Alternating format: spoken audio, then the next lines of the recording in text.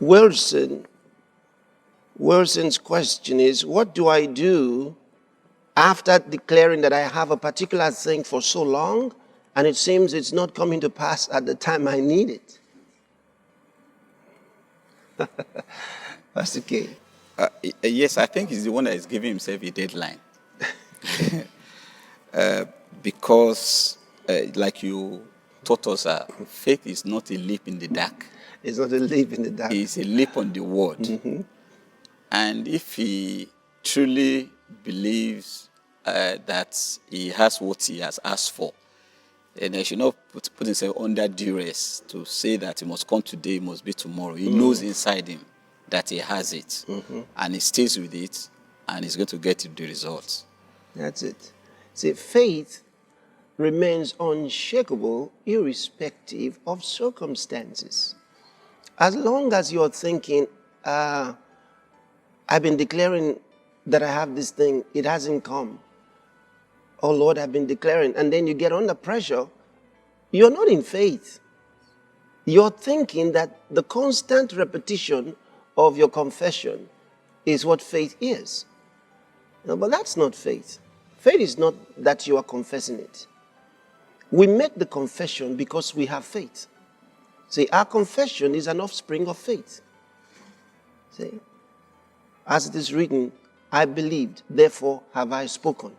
We also believe and therefore speak. It doesn't say we speak and therefore believe. See, I believed, therefore have I spoken. That's what the word says. So the faith takes a hold of it first. And if your faith has taken a hold of it, it is impossible to deny you. It's impossible because you already have it. How can you come back and say, oh, I thought I had it and I found I didn't have it? Faith is a knowledge. It's a spiritual knowledge that you have it. You're not trying to get it. You have it. It says, now faith is the substance of things. Substance of things. Substance of things not seen.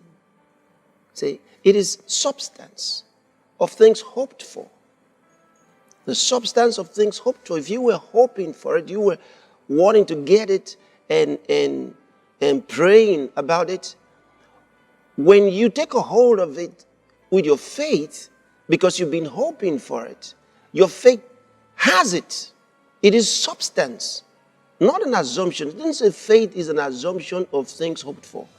Faith is the substance of things hoped for, which means it has become tangible to you.